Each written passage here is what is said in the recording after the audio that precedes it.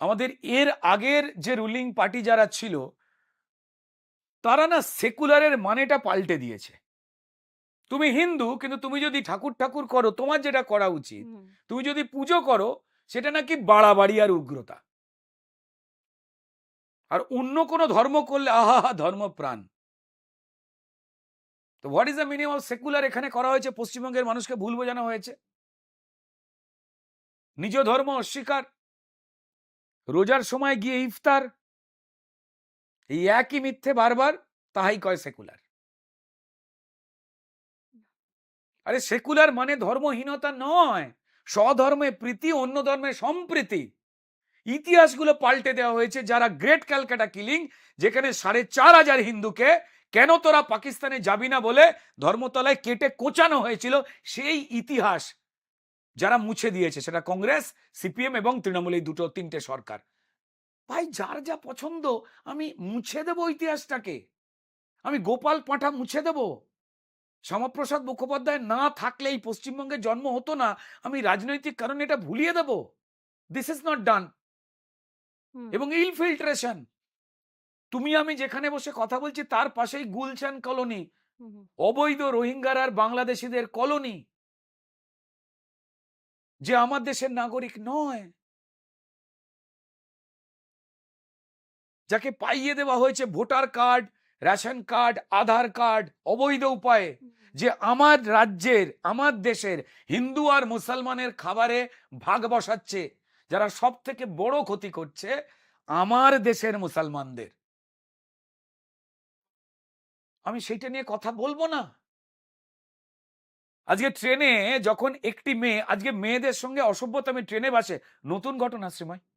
না না না, একদম এই ঘটনা নিয়ে কোনোদিন তোলপাড় হয়েছে? যে অসভ্যতামি করেছে, চর থাপ্পড় খেয়েছে, শুধু ছেলে মেয়েদের নয়, ছেলেরাও 4 ঘা মেরেছে, মিটে গেছে। কিন্তু আজকের মুশকিলটা পশ্চিমবঙ্গে, যে চরটা খেলো সে একজন দাড়িওয়ালা হলে, সে একজন দাড়িওয়ালা বলে, কারণ তার ধর্মে মহিলারা পুরুষদের মনোরঞ্জন করতে বা পুরুষদের কথা শুনে চলতেই জন্ম নিয়েছে, এটা পড়ানো হয়।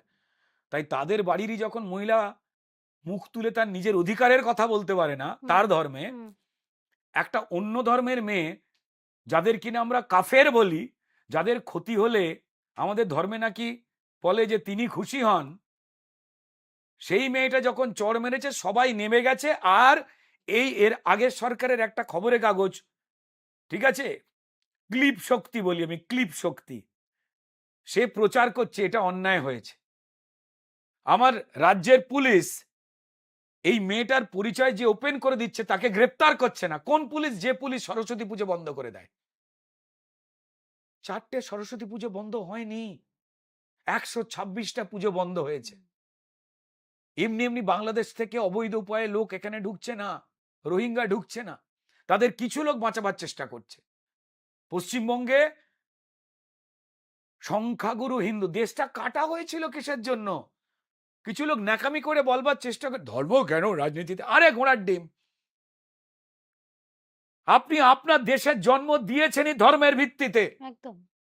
ভারতবর্ষের জন্ম হয়নি, স্বাধীন ভারতের জন্ম হয়েছিল, জন্ম হয়েছিল পাকিস্তান। তাই যদি কেউ জাতির জনক হয়ে থাকেন, তিনি কাদের জাতির জনক আপনারা আলোচনা করুন। ভারতবর্ষ তো ছিলই।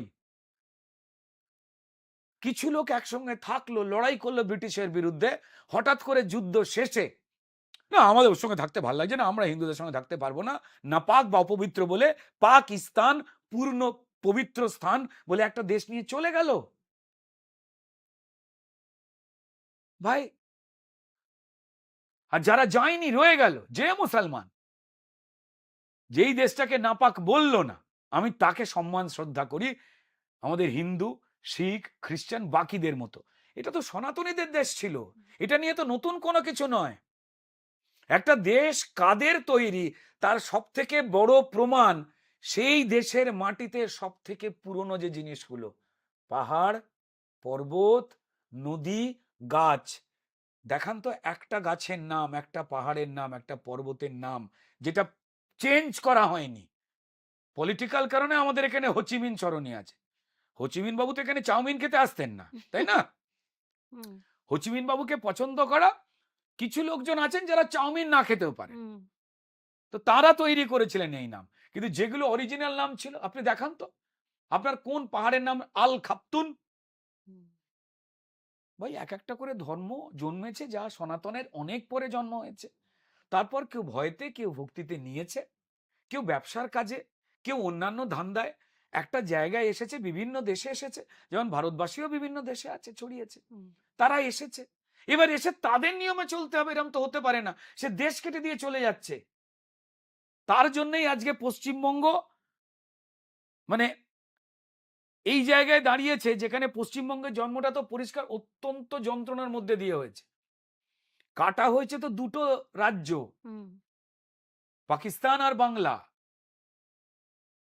যদি শ্যামাপ্রসাদ মুখার্জি না থাকতেন, তো তাহলে গ্রেট ক্যালকাটা কিলিং, গোপাল পাঁঠাদের আত্মত্যাগ, এই সবকটা চাপা দিয়ে দিত এই বদমাশেরা, যারা এখনো যাদবপুরের দেওয়ালে লিখছে কাশ্মীর মাঙ্গে আজাদি।